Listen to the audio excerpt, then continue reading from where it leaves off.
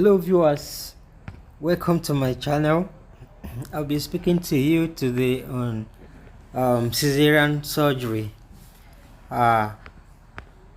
This is a surgical procedure in which incisions are made through a woman's abdomen and the uterus to deliver the baby, or the delivery of a viable fetus through an incision made on the abdominal wall and the uterus. Viable fetus, I mean any pregnancy that is above 28 weeks. There are certain indications for cesarean section, and I will go through them briefly. The first one is pelvic disproportion, fetal malpresentation. I'll come back to this later to explain exactly what I mean by fetal malpresentation. Previous cesarean section, when a woman has had more than one cesarean sections in the past. Subsequent delivery, the second, the third delivery will be via cesarean section. Fetal distress, when the fetal heart rate is abnormal before delivery. Placenta previa, I mean when the placenta implants at the lower segment of the womb towards the outlet of the womb. That's what we call placenta previa. Abruptio placenta is when the placenta detaches prematurely before delivery. Normally the placenta detaches after the delivery of the baby, not before. But when it happens before delivery of the baby, that's what we call abruptio placenta. And another indication for cesarean section is cord prolapse, when the fetal cord it's protruding through the vagina. That's an indication for an emergency cesarean section. Failed assisted vaginal delivery, fetal malformation, and and the rest. Now, talking on the fetal malpresentation, there are different types of fetal malpresentation. As you can see in this picture, this is a compound presentation in which the baby's head and the hand is coming together through the lower segment of the pelvis, the woman's pelvic area. This is another picture showing a compound presentation. In this kind of situation, delivering this baby through the vagina, it's risky to the mother and the baby. In the mother, it could lead to genital tract injuries, lacerations. In the baby, it could lead to fetal death. It could lead to maybe fracture of the hand and some other complications. Then this is a twin pregnancy. As you can see in the picture, the first baby is coming with the head, which is normal presentation. Then the second baby is coming with the buttocks, that's breech presentation. So in this picture here now, you can see that the baby is lying across the mother's womb. This is transverse lie. In this kind of situation, there's no way this woman can deliver this baby through the vagina. Though there are some maneuvers, maneuvers you can do to either change this position to a normal position, so that the baby's head will now be towards the pelvic region. The procedure is called external cephalic version. It's just turning the baby from this transverse lie to lie longitudinal to the mother's spinal cord. Then this picture shows breech presentation. Breech presentation is when the baby's buttocks or the legs are coming instead of the head. Then you could have complete breech, frank breech. This is another picture showing a complete breech. I wouldn't want to bore you with different types of the breech presentation. Then this is a normal presentation, cephalic presentation. Then this is also another normal presentation for the baby during labor. Then okay, this was also another the first one is a cephalic presentation, which is normal. The other picture on the right hand upper part is breech, then the transverse below, as I have explained earlier.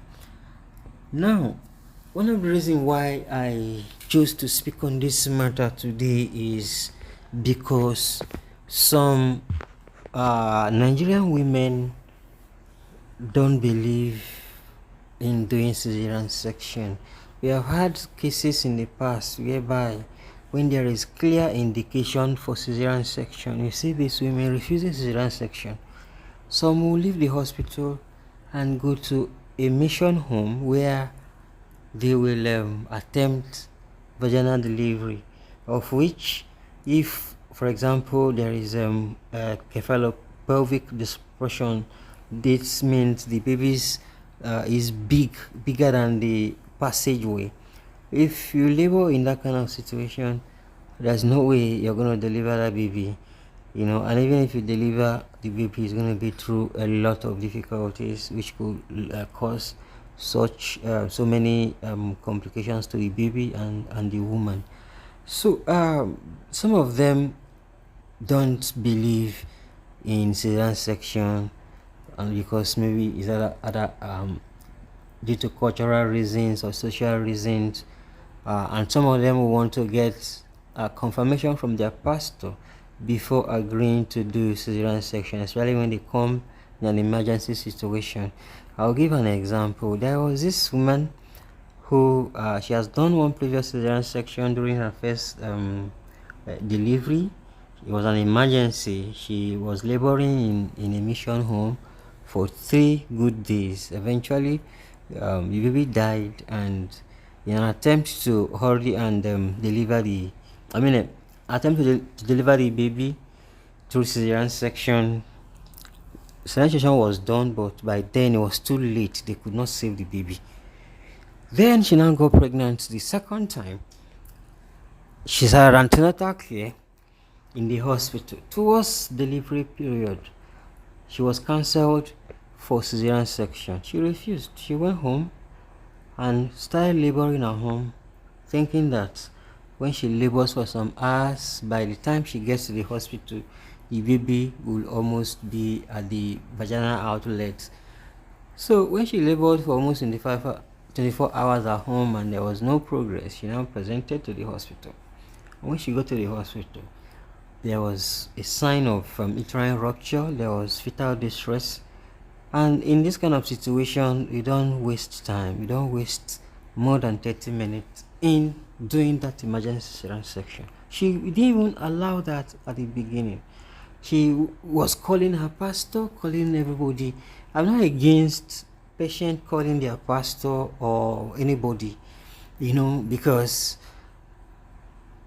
come to think of it, it's the same God that made doctors to have the knowledge and the expertise to help people in conditions like this. So and I believe you should trust them enough when they prefer a lasting solution for your problem. So with all the delays and she refused to sign consent for the surgery, and at that time you cannot force any patient to do any medical procedure whatsoever. So we cancelled, we spoke to people, and eventually they agreed. When we did emergency cesarean section, the uterine uterus was already ruptured. The babies had a little bit of birth asphyxia, but he eventually survived. So that's why I'm talking on this issue, to really educate our people that there are indications for cesarean section. Okay, and if you see your doctor or your gynecologist who recommend cesarean section for delivery, there must be a reason for doing that. We doctors don't just carry any woman and just do cesarean section on her. No, there should be an indication for cesarean section before it happened. Okay, there was another case again. This happened recently. This woman is short statured. She has twins pregnancy. During labor or before labor, she was advised that she will go to do cesarean section. She eventually agreed, and the indication for that cesarean section was compound presentation. The baby's head was coming together with the hand, as you can see in this video now, where we are trying to deliver the baby's head. Look at the hand of the baby coming with the head. This is compound presentation. Okay, so we had to put the hand back, then deliver the baby. So if this baby should have gone through the vagina, there's going to be a lot of issues with the baby and the mother. Okay, so that was the first twin. Then the second twin also presented with breech presentation. It was coming with the buttocks. So you see double indication for cesarean section for this woman.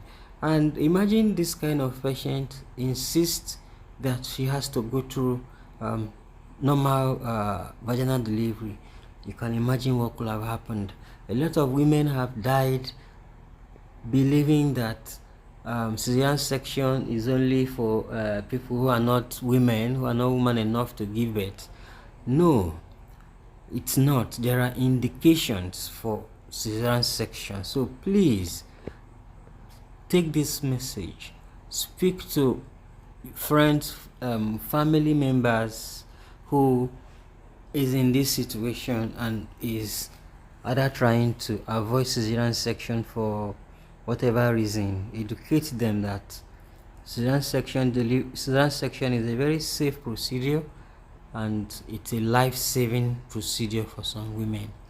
Thank you for listening, and please don't forget to like the video, share the video, subscribe for more educative videos like this. Thank you.